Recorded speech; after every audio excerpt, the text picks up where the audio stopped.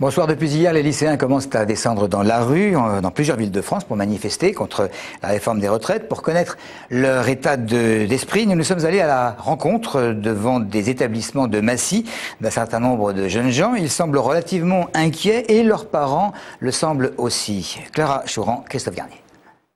Parmi tous les lycéens que nous avons rencontrés ce matin, Amira est de loin celle que la réforme des retraites inquiète le plus. Sa mère, Janine, a 66 ans, elle est obligée de travailler pour subvenir à leurs besoins. On fait plus de projets maintenant, on se dit pas oui, après la retraite on va faire ça, on va faire ça.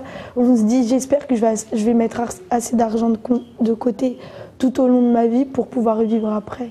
C'est pas normal, normalement on devrait se dire je vais travailler toute ma vie et après je vais avoir une bonne retraite et je vais pouvoir continuer à vivre normalement.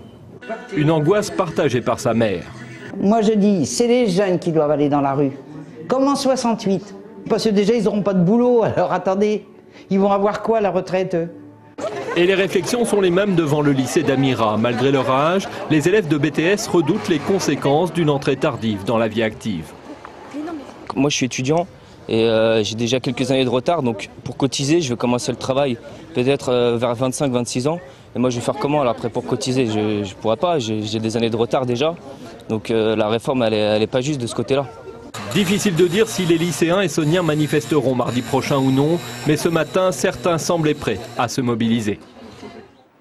Manuel Valls, solidaire du Parti Socialiste, mais pas béni oui-oui, comme l'estiment certains de ses amis. Le député-maire d'Évry reproche au gouvernement de faire fi du dialogue social, mais en même temps, le candidat aux primaires de son parti au présidentiel ne se gêne pas pour le critiquer, ce parti. C'est à propos de l'idée de Ségolène Royal et d'Arnaud Montebourg d'organiser un référendum sur les retraites. Ce n'est ni sérieux ni crédible, selon lui, c'est démagogique et je ne partage pas cette idée, poursuit-il, et d'ajouter, faisons attention à ne pas donner le sentiment qu'au nom de l'antisarkozysme et de l'opposition systématique, nous pouvons dire n'importe quoi. Fin de citation. Députés ou sénateurs sont les principales identités du politicien, mais est-ce que les Essonniens aimeraient devenir politiciens? C'est la question qu'une équipe de Téléson a posée, sans système de quotas, au petit bonheur, dans les rues du département. Non, pas du tout. Pourquoi? Parce que c'est trop de responsabilités. C'est pas du tout mon domaine d'action. Il y a l'air d'y avoir beaucoup de pression chez ces gens-là. Trop de magouilles. Ça fait trop de travail. Non, pas du tout. Oui, politicien, mais sûrement pas d'un parti de droite ni un parti de gauche. Parce qu'ils sont droite et gauche, pour moi c'est tout pareil. Oh non. Pourquoi? Oh, j'ai pas le temps. Ça ne m'intéresse pas, la politique en France. Beaucoup de travail, des responsabilités.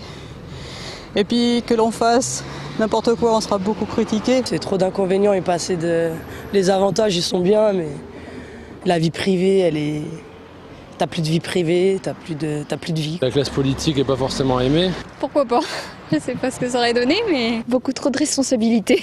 Quand on les voit à la télévision, ça vous décourage. Surtout pas les combats.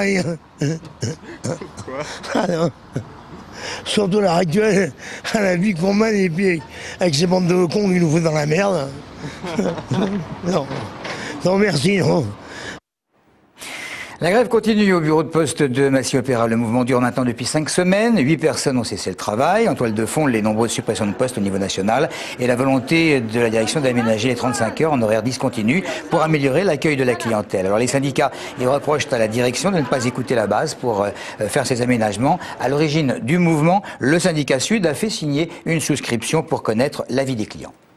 Ce qui ressort, c'est une énorme solidarité, autant de la clientèle que des collègues, par rapport au mouvement que nous menons. Et il serait souhaitable que la direction quand même mesure les conséquences de cette grève pour la suite, pour les mois à venir.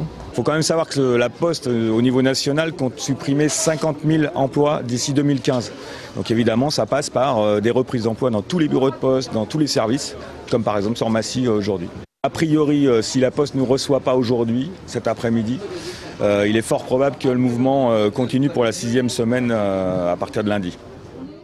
Retour sur les maisons de retraite. Y être accueilli sera-t-il bientôt réservé aux nantis? Depuis quelques mois, le prix de l'hébergement dans certaines maisons de l'Essonne aurait très fortement augmenté. Dans certains établissements, les prix ont bondi de plus de 20%. Le coût mensuel a parfois grossi de 500 € par mois. Le Conseil général affirme pourtant qu'à part quelques rares exceptions, les tarifs sont restés stables. Mais il regrette que là où il y a eu des augmentations, eh bien certains centres aient oublié, entre guillemets, de prévenir leurs résidents et leurs familles.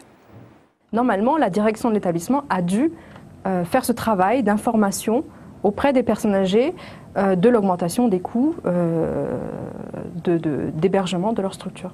C'est vrai qu'on est tout à fait conscient que ce n'est pas forcément évident. Il y a la solution qui consiste pour les personnes qui ne peuvent plus payer, malheureusement, à demander d'être bénéficiaires de l'aide sociale. C'est la seule solution qui, effectivement, aujourd'hui peut leur être proposée. Voilà, on va finir avec Dizzy La Peste, maintenant Dizzy Peter Punk.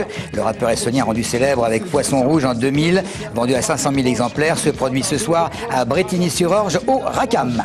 Et t'oublies les clins pour être sûr que dans tes poches, il y a toujours ce qu'il faut, alors tu vis pour les...